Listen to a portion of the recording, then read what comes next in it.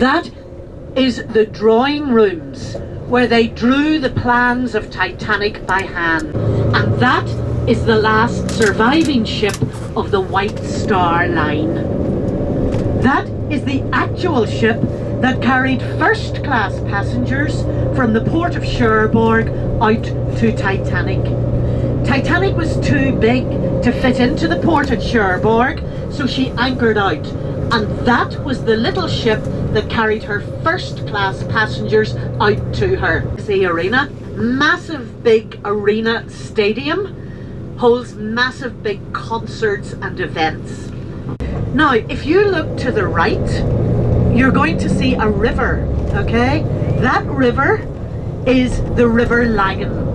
And Belfast was built just at the point where the River Lagan enters Belfast Lough. The word Belfast actually comes from two Irish words, Béal Farstia, and that means the mouth of the River Farset. And the River Farset also empties into the Belfast Lough just where that bridge is. And the waters are now so clean that fish have come back and now live in the river, so that's nice. Just as we go round to the left, you've seen that metal sculpture there, the sculpture of a woman standing on the globe of the world. That statue is called the Spirit of Hope. The High Courts, look at the big wall around that one on the right. They're not taking any chances about people escaping from that, are they? Now, if you were down around this part of Belfast 100 years ago, you would have seen farmers herding their cattle and their sheep to market, because just there on the left you can see now that is our marketplace, St. George's Market. Now it's opened on a Friday, Saturday and Sunday. On a Friday it's fresh produce, fish straight in off the boats, fruit and vegetables fresh as anything. Has been here since the 1100s. But it was only in 1888 that the town of Belfast became a city.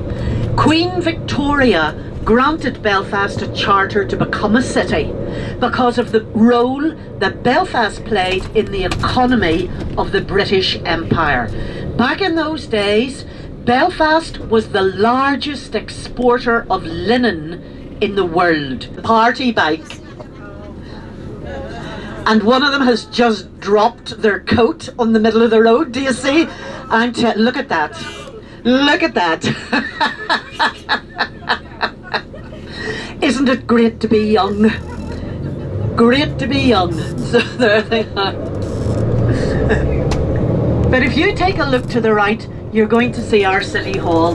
Now this is the back part of it. So I'm going to ask Kevin to do a lap around it so that you see the front of this City Hall, because it's absolutely gorgeous.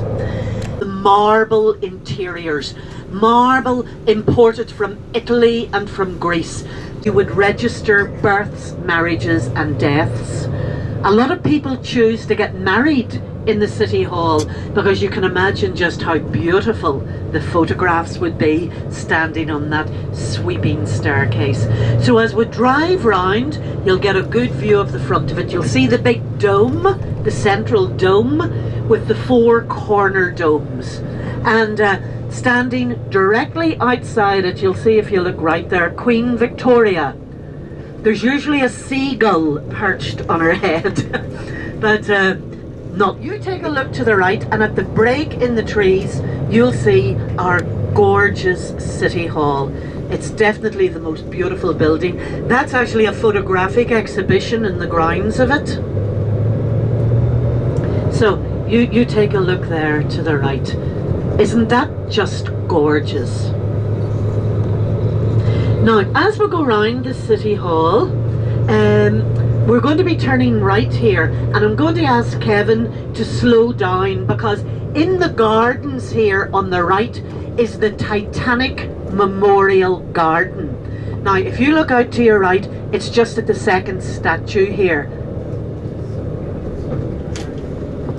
Now, you'll see the Titanic Memorial statue. It's actually a statue of Nike, the goddess of victory.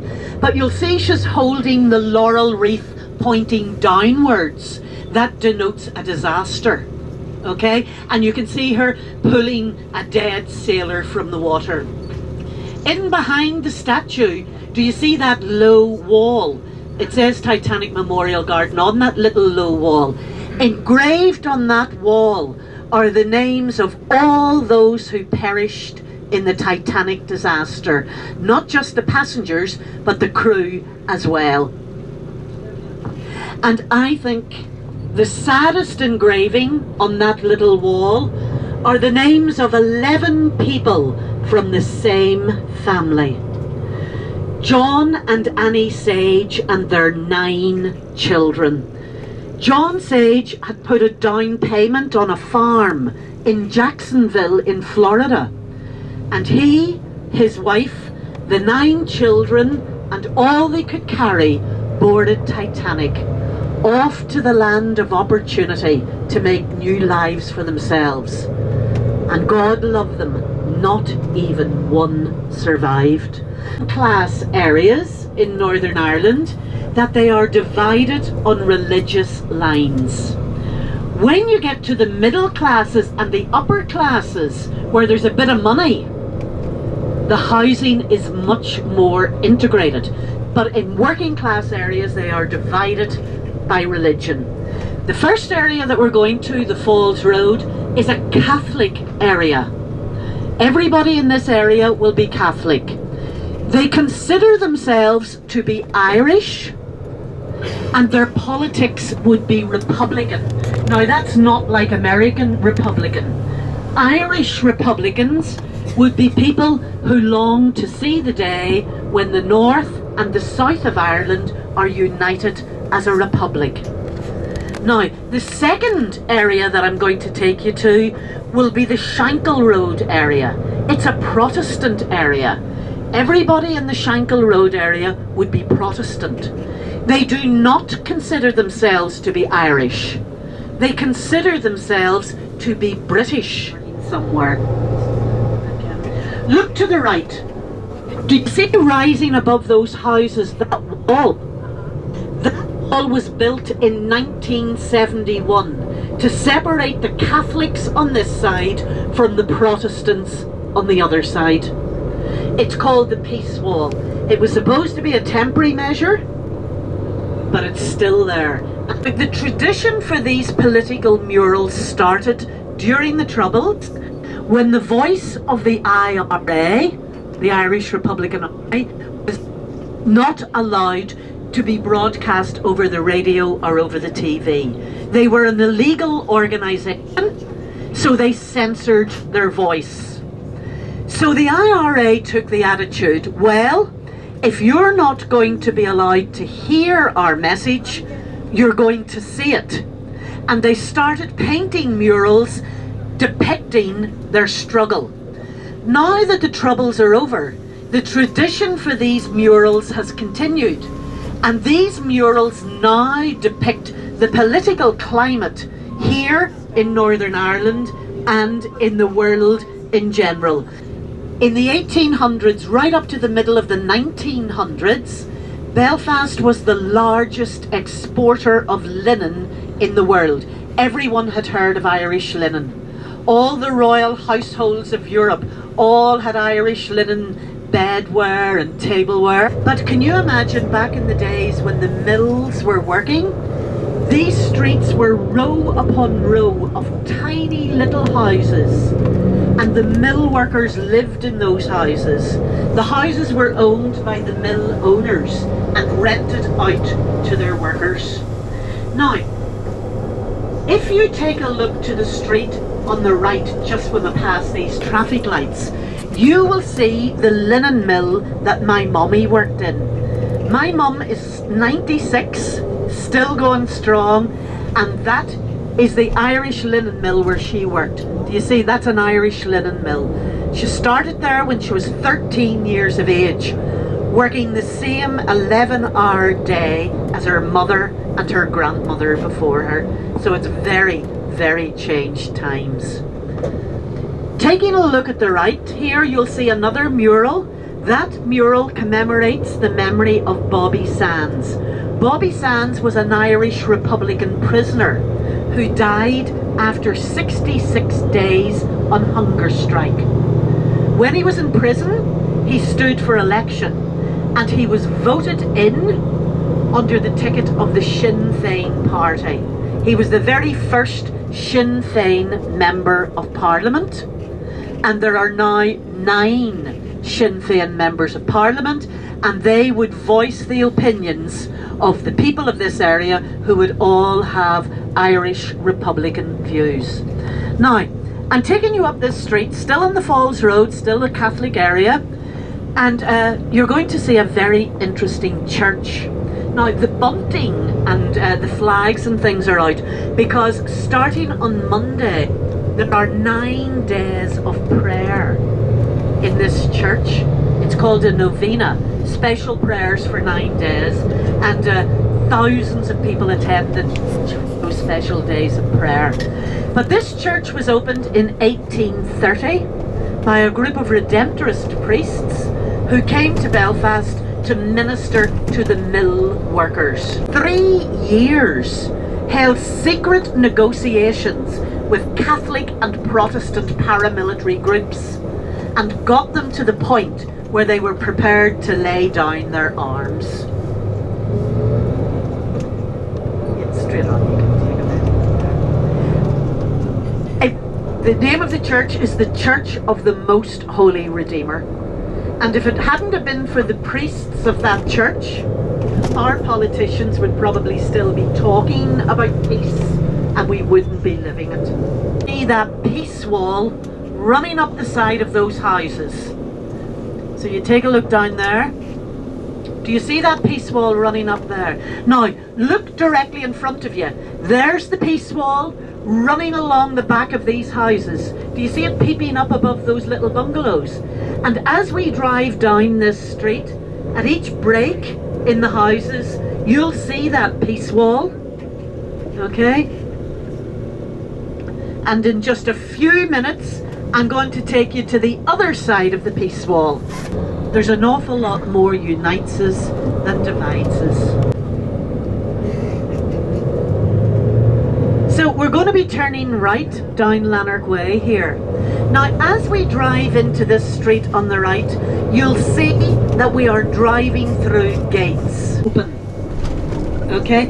And that is a good sign, because that shows that we have confidence in our peace process and we don't feel the need to close those gates every night. The original wall was the concrete part. Then they added on the metal bit. Then they added on the netting bit at the top. You'll also notice as we drive down here, the wall is covered with artwork. Some of it is quite sophisticated artwork. Other artwork is like young people's graffiti tags. That's because most of this artwork has been done by young people, young Catholics and Protestants working together in reconciliation projects. It's a way to bring both the groups together. As I say, young people don't live in the same area, so they don't get a chance to hang out with each other, to become friends, to build up relationships. So these reconciliation projects are ways of bringing both groups together.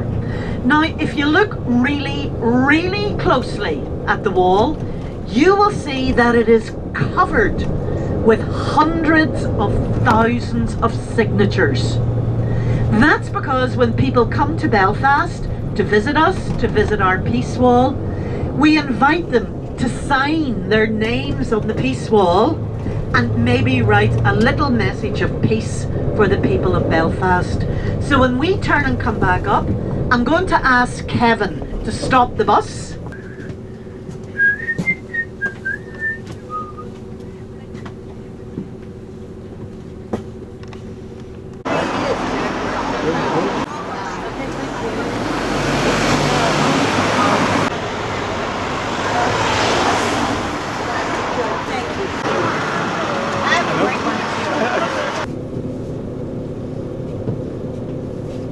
bonfire will be over 40 foot high. Really, you'll see the flags on top of it. Lots of competition by the different groups. Now, not all the murals and expressions of culture on this road are as sectarian or as sinister as that one. Coming up on the right, just at the trees at the next block here, is a little memorial garden dedicated to the men from this area who fought and died in the 2 world wars.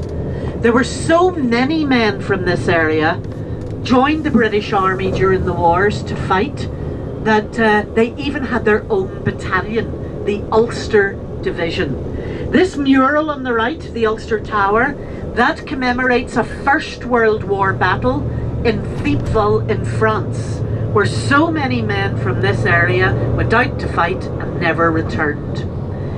Coming up on the left, on the next gable, there is a mural celebrating the Diamond Jubilee of the Queen, okay, and showing portraits of her at various stages during her reign. Over to the right where the flags are, another memorial garden dedicated to men from this area that died that were killed during the Troubles. It's important that you remember that our Troubles, they lasted 30 years. There were nearly 4,000 people killed, but it was people on both sides of the community. It wasn't a one-way thing. People on both sides of our community suffered and suffered badly. So thank God we're now living in times of peace. Now, as we go down this street, I'm going to take you to the Crumlin Road, where you're going to see 2 very interesting buildings. One of these buildings is the old jailhouse, the other is the old courthouse. Neither of these buildings now serve their original intended purpose. It's on the right hand side, the jailhouse is on the left, and there is a tunnel going right in below this road, linking both buildings. So if you were up in court and found guilty, you never saw the light of day. Beautiful building that courthouse once was. Okay. And if you look to the left, there's the jailhouse. Now, 2 very different buildings, but the same architect. Look at the jailhouse wall. Look slightly behind you, you'll see the lookout tower. Okay, it looks a very sinister building. Even driving past it now still gives me the shivers. This brown brick building on the left, that's the original part of one of the Belfast hospitals, Mater Infamorum Hospital, with the big glass extension. Okay, Mater Infamorum, Mother of the Sick. That there is a link between them. That lovely church there on the right hand side, that was the old Methodist cathedral in Belfast, but the Methodist congregation in this part of Belfast has dwindled so much. They deconsecrated the church and sold it, and it has been bought by the Indian community, showing just how multicultural we are now becoming. There's a Hindu temple in it now. From the outside of it, it was cleaned up. They restored the stonework and cleaned it up just about 5 years ago. And when they were doing that, they sort of cleaned up the interior as well.